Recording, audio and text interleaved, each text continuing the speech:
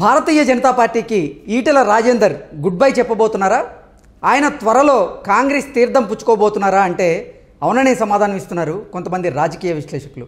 ఇక ఇదే అంశానికి సంబంధించి మనతో మాట్లాడేందుకు ప్రముఖ సీనియర్ జర్నలిస్ట్ డివిఎస్ గారు మనతో ఉన్నారు. సార్తో మాట్లాడు. సార్ నమస్తే అండి. నమస్తే అండి.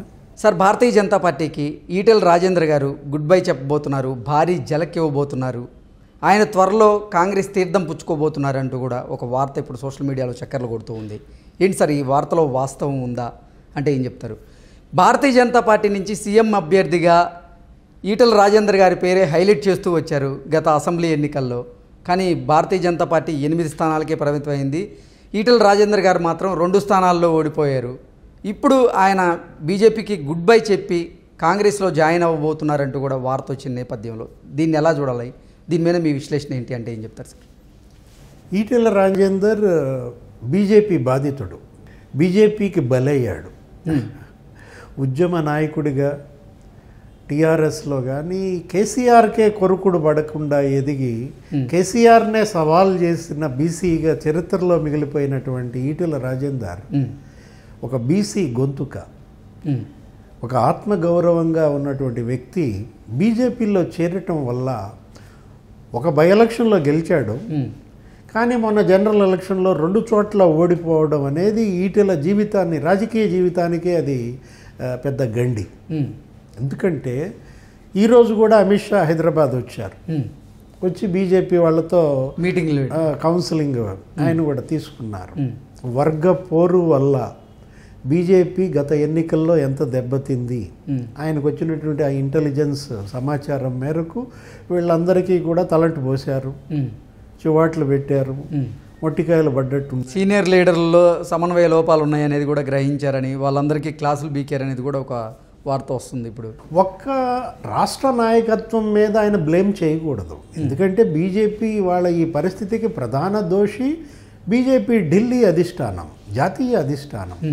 ఎందుకంటే ప్రజల్లో ఏ విధమైనటువంటి అభిప్రాయం ఉంది అనేది తెలుసుకోకుండా రాష్ట్ర అధ్యక్షుడిని మార్చడం అనేది ప్రధాన తప్పిదం. బండి సంజయ్ అన్ని ఉద్యమాలు చేసి బీజేపీని ఆ స్థాయిలో కాంగ్రెస్ను కూడా దాటి నిలబెట్టగలిగారు. బీఆర్ఎస్కి సరైన పోటీ బీజేపీయే. ఇవాళ తెలంగాణ ఎన్నిక బీఆర్ఎస్ బీజేపీ మధ్యే అనేటట్టుగా బండి సంజయ్ బీజేపీని నిర్మించుకుంటూ వచ్చాడు, బీజేపీని బలోపేతం చేసుకుంటూ వచ్చాడు. ప్రతి విషయంలో కూడా అనేక అంశాలు మనం చూసినట్లయితే ఈ క్వశ్చన్ పేపర్లో లీకేజ్ కావచ్చు, ఈ యువత నిరుద్యోగ దీక్షలు కావచ్చు, అనేక దీక్షలు చేశాడు. అనేక సార్లు జైళ్లకు వెళ్ళాడు. కవితను జైలుకు పంపిద్దామని చెప్పి వార్నింగ్లు ఇచ్చి బెదిరించినటువంటి వాళ్ళు బండి సంజయే జైలుకి వెళ్ళాడు అనేక సార్లు మనం చూసాం. అలాంటి బండి సంజయ్ ఓడిపోయాడు అసెంబ్లీ. బీజేపీ 4 పార్లమెంట్ సభ్యులలో ఒకళ్ళ తప్ప 3 అసెంబ్లీ బరిలో దిగారు. అవును, కిషన్ రెడ్డి ఒక్కడు తప్ప 3 ఓడిపోయారు. ఎవరు? అరవింద్ కావచ్చు, బాపురావు, తర్వాత బండి సంజయ్. ఇది కోళ్ళు అని దెబ్బ. ఏంటి 30 సీట్లు వస్తుంది అనుకున్నాం, అలాంటిది 8 సీట్లలో మాత్రమే బీజేపీ గెలుపొందింది అని ఆయన అసంతృప్తి కూడా వ్యక్తం చేశారు. ఎవరు? అమిత్ షా. ఇప్పుడు జనసేనతో పొత్తు వాళ్ళకి కలిసి రాలేదనేది ఒకటి. అలయన్స్ పెట్టుకున్నారు కదా, జనసేనకి 8 సీట్లు ఏమో ఇచ్చారు. అవును, పవన్ కళ్యాణ్తో ప్రచారం కూడా చేయించుకున్నారు. కానీ అది వర్కౌట్ కాలేదు.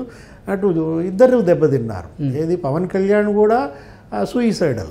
ఏది? ఒక రకంగా ఆయన అసలు పోటీ చేయకుండా ఉంటే ఆయన మంచి పరువు నిలబడేది.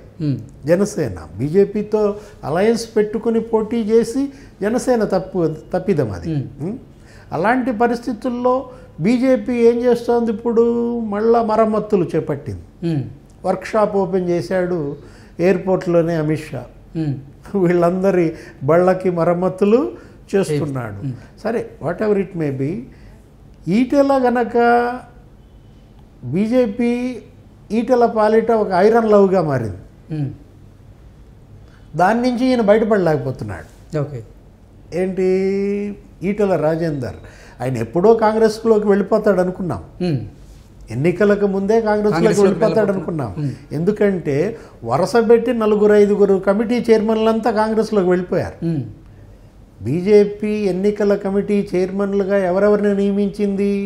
విజయశాంతి నియమించింది. ఆమె ఎందులో చేరింది? కాంగ్రెస్లోకి వెళ్ళి జాయిన్ అయ్యారు. వివేక్ వెంకటస్వామి ఒక చైర్మన్, ఆయన కాంగ్రెస్లోకి వెళ్ళి జాయిన్ అయ్యారు. కోమటిరెడ్డి రాజగోపాల్ రెడ్డి ఆయన ఒక కమిటీ చైర్మన్. అంటే వెళ్లకుండా ఉన్న ఏకైక చైర్మన్ ఈటెల రాజేందర్ గారు. వాళ్ళ వరుస క్రమంలో అందరూ కమిటీ చైర్మన్లు జంప్ చేసినా ఈయన జంప్ చేయకుండా బీజేపీకి కట్టుబడి ఉన్నందుకు ఈయనకి లభించిన ప్రతిఫలం ఏంటి? 2 చోట్ల ఓటమి. సార్, ఉద్యమకారుడిగా అసలు తెలంగాణ ప్రజల మనసుల్లో చిరస్థాయిగా నిలిచిపోయినటువంటి ఈటెల రాజేందర్ గారు 2 నియోజకవర్గాల్లో కూడా ఓడిపోవడానికి కారణం ఏంటి అంటే ఏం చెప్తారు సార్? అసలు ఈటెల రాజేందర్ని బీజేపీయే ఓడించింది. ఓకే, బీజేపీలో అంతర్గత శక్తులు ఆయన ఓటమికి పనిచేసాయి అని కూడా ఒక ఇది ఉంది. ఇది ఒక వదంతి అంటామా, ఒక హల్చల్ చేస్తున్న ఊహాగానం అనాలా. ఓకే, అంటే దీన్ని గ్రహించుకున్నటువంటి ఈటెల రాజేందర్ గారు ఇప్పుడు బీజేపీకి గుడ్ బై చెప్పి నిజంగానే కాంగ్రెస్ పార్టీ తీర్థం పుచ్చుకునేందుకు రెడీ అయ్యారా అంటే ఏం చెప్తారు? ఇప్పుడు ఈరోజు అమిత్ షా తీసుకున్నటువంటి క్లాస్ కూడా అదే. మీరు ఒకళ్ళనొకళ్ళు కత్తులతో పొడుచుకున్నారు. బండి సంజయ్ ఓడిపోవాలని కొంతమంది, అరవింద్ ఓడిపోవాలని కొంతమంది, ఈటెల రాజేందర్ అసలు గెలవనే కూడదని అందరూ తలా ఒక చెయ్యి వేసినట్లుగా మనకు కనపడుతోంది. ఎందుకంటే బీసీ ముఖ్యమంత్రి బీజేపీ నినాదం. అవును, బీసీ ముఖ్యమంత్రిని చేస్తానని నరేంద్ర మోడీ మొత్తం అన్ని సభల్లో చెప్పారు. 5-6 సభల్లో ఆయన పాల్గొన్నారు. ఆ మోడీ పాల్గొన్న ప్రతి సభలో బీసీ ముఖ్యమంత్రిని చేస్తానని చెప్పిన ప్రతి సన్నివేశంలో పక్కన ఎవరిని నుంచోబెట్టుకున్నాడు? ఈటెల రాజేందర్. అంటే ఈటెల రాజేందరే కాబోయే బీజేపీ బీసీ ముఖ్యమంత్రి అని ఒక రకంగా ఇంట్రొడ్యూస్ చేశారు. అవును, ఇది మరి మిగతా బీజేపీ నాయకులు భరించగలరా? జీర్ణించుకోలేకపోయారంటారా? గుంతలు దావటం సహజం. ఇదంతా రాజకీయమే కదా. బీజేపీ కూడా అన్ని పార్టీల లాంటి పార్టీయే, అదేమి అతీతమైనదేమి కాదు, ఎక్కడో పైనుంచి దిగొచ్చింది కాదు. మోడీ బీసీ ముఖ్యమంత్రి నినాదం సంగతే దేవుడెరుగు. కానీ ఒక బీసీ అద్భుతమైనటువంటి నాయకుడిని మాత్రం బీజేపీ బలి తీసుకుంది. ఈటెల రాజేందర్ని రాజకీయంగా ఆయన మనుగడనే చావు దెబ్బ కొట్టింది. ఈ పరిస్థితుల్లో ఈటెల రాజేందర్ మళ్ళీ బీజేపీలో కొనసాగడమా? అది ఆత్మహత్యా సదృశ్యమే.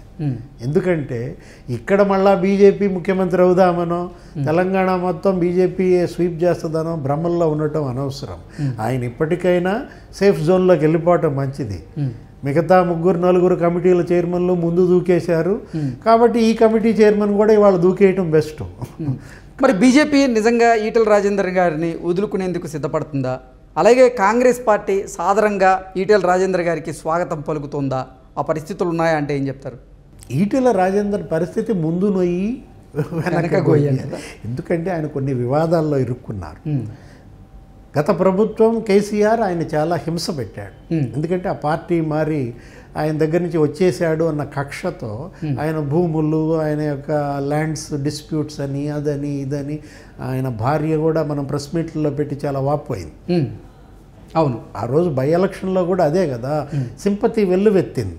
ఎట్టి పరిస్థితుల్లో ఈటెల రాజేందర్ సభలో ఉండాలని ఆ రోజు తెలంగాణ సమాజం మొత్తం రాజేందర్ వెనక నిలబడింది, గెలిపించింది. ఎందుకంటే అప్పుడు బాధితుడుగా ఉన్నాడు కాబట్టి సానుభూతి వచ్చింది. ఇప్పుడు ఆ కేసులు, ఆ వివాదాలు, ఆ భూములు, ఈ పరిస్థితుల్లో రాజేందర్ ఈటెలకు కూడా ఒక షెల్టర్ అవసరం. కేంద్రంలో అధికార పార్టీ కానీ రాష్ట్రంలో అధికార పార్టీ కానీ అండ అవసరం. ఆ అండ లేకుండా ఈయన మనుగడ సాధ్యం కాదు. ఎందుకంటే ఆర్థికంగా మళ్ళీ కుదిరే అవకాశాలు ఉన్నాయి. ఈ పరిస్థితుల్లో ఈటెల రాజేందర్ బీజేపీ నుంచి రాలేడు బయటికి, అలాగని బీజేపీలో కొనసాగలేడు. అందుకే మనం అంటోంది ఏది మింగలేడు కక్కలేడు.